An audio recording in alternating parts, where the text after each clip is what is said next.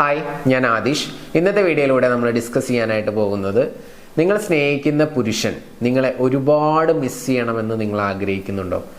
അങ്ങനെ മിസ് ചെയ്യാൻ ആഗ്രഹിക്കുന്നുണ്ടെങ്കിൽ കുറച്ച് പ്രാക്ടിക്കൽ ആയിട്ടുള്ള ടിപ്സാണ് പറയുന്നത്. ഒന്ന് ചെയ്ത് നോക്കുക, അവർ നിങ്ങളെ നന്നായിട്ട് മിസ് ചെയ്യും. മിസ് ചെയ്ത് കഴിഞ്ഞാൽ അറിയാലോ, നിങ്ങളെ സ്നേഹിച്ചു കൊല്ലും. അപ്പോൾ ഏതൊക്കെയാണെന്ന് നോക്കാം. എല്ലാവർക്കും എൻ്റെ പുതിയ വീഡിയോയിലോട്ട് സ്വാഗതം. ഒന്നാമത്തെ ടെക്നിക്ക് എന്ന് പറയുന്നത്, പരസ്പരം സ്നേഹിക്കുന്ന ആളുകളാണെന്നുണ്ടെങ്കിൽ എന്തായാലും കോൺവെർസേഷൻ ഉണ്ടായിരിക്കും. അത് ചാറ്റിംഗ് ആയിരിക്കാം, അതല്ലെങ്കിൽ കോളിംഗ് ആയിരിക്കാം. ഇനി എന്താണെങ്കിലും അത് കുറച്ച് അതിൻ്റെ ഡ്യൂറേഷൻ കട്ട് ചെയ്യുക എന്നുള്ളതാണ് ഒന്നാമത്തെ സ്റ്റെപ്പ്. മിസ് ചെയ്യണ്ടേ? വേണമെന്നുണ്ടെങ്കിൽ ചെയ്യണം. എല്ലാ ദിവസവും 1 മണിക്കൂർ സംസാരിക്കുന്നവരാണെങ്കിൽ കുറച്ച് 15 മിനിറ്റോ 20 മിനിറ്റോ ഒക്കെ ഒന്ന് സംസാരിച്ച് നോക്കുക. സംസാരിച്ച് എല്ലാ കാര്യങ്ങളും തീരുന്നതിന് മുമ്പ് തന്നെ ഒന്നുകിൽ ഉറക്കം വരുന്നു, അല്ലെങ്കിൽ വേറെ എന്തെങ്കിലും ചെയ്യാനുണ്ട്, പഠിക്കാനുണ്ട് എന്നൊക്കെ പറഞ്ഞിട്ട് നിങ്ങൾക്ക് എന്ത് ചെയ്യാം, ആ കോൺവെർസേഷൻ ഒന്ന് കുറക്കുമ്പോൾ ഡെയിലി സംസാരിച്ചു കൊണ്ടിരിക്കുന്ന ആളുകൾക്ക് ആ സംസാരം കിട്ടാതെ ആവുമ്പോൾ നിങ്ങളെ കൂടുതൽ മിസ് ചെയ്യും. ഒരു പ്രാക്ടിക്കൽ ടിപ്പാണ്, അപ്ലൈ ചെയ്ത് നോക്കുക. അത് കരുതി എല്ലാ ദിവസവും ഇങ്ങനെ ചെയ്യരുത്. ഞാൻ പറയുന്നത് ഇടയ്ക്കൊക്കെ ഒന്ന് മിസ്സിങ് കൊടുക്കുന്നത് നല്ലതാ. നിങ്ങളുടെ വാല്യൂ ഒക്കെ അവരൊന്ന് അറിയട്ടെ, നല്ലതല്ലേ?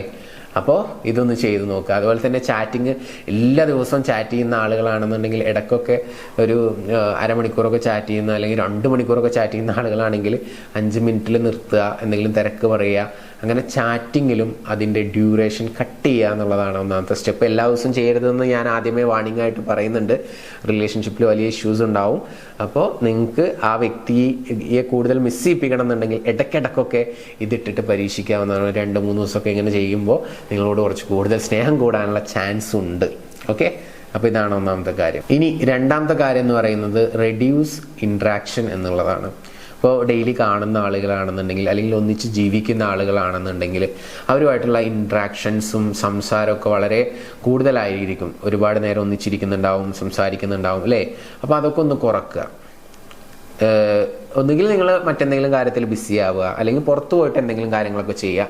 അപ്പോൾ ആ ഒരു ഇൻട്രാക്ഷൻ കുറയും. ഇനി അടുത്തിരിക്കുകയാണെങ്കിൽ തന്നെ നിങ്ങൾ നിങ്ങളുടേതായിട്ടുള്ള എന്തെങ്കിലും കാര്യങ്ങൾ ചെയ്യുക.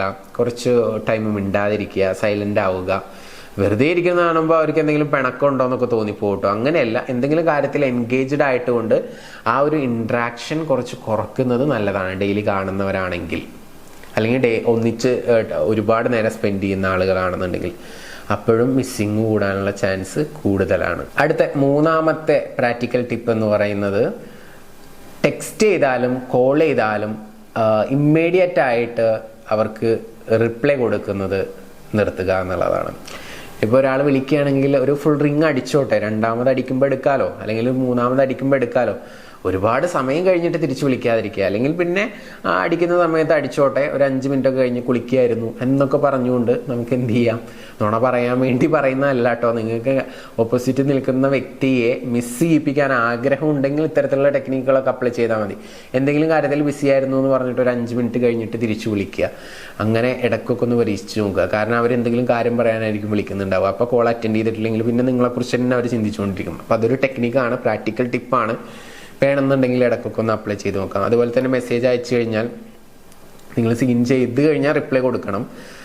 അല്ലെങ്കിൽ ചിലപ്പോൾ അത് വേറെ സീൻ ഉണ്ടാവും. അപ്പോൾ മെസ്സേജ് വന്ന് കിടക്കുന്നത് നിങ്ങൾ കാണുന്ന സമയത്ത് അത് ഓപ്പൺ ചെയ്ത് നോക്കണ്ട, കുറച്ച് കഴിഞ്ഞിട്ട് കണ്ടിട്ട് റിപ്ലൈ കൊടുത്താൽ മതി.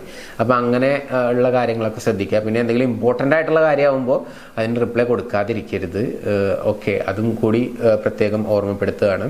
അപ്പോൾ കോളാണെങ്കിലും മെസ്സേജ് ആണെങ്കിലും ഒന്ന് ഡിലേ ആയിട്ട് റിപ്ലൈ കൊടുക്കുന്നത് ആ ഒരു മിസ്സിങ് ഉണ്ടാക്കാനുള്ള ചാൻസ് കൂടുതലാണ്. പിന്നെ അതുപോലെ തന്നെ 4ാമത്തെ ഒരു പ്രധാനപ്പെട്ട ടിപ്പ് എന്ന് പറയുന്നത് റെസ്പെക്റ്റ് ഹിസ് സ്പേസ് എന്നുള്ളതാണ്.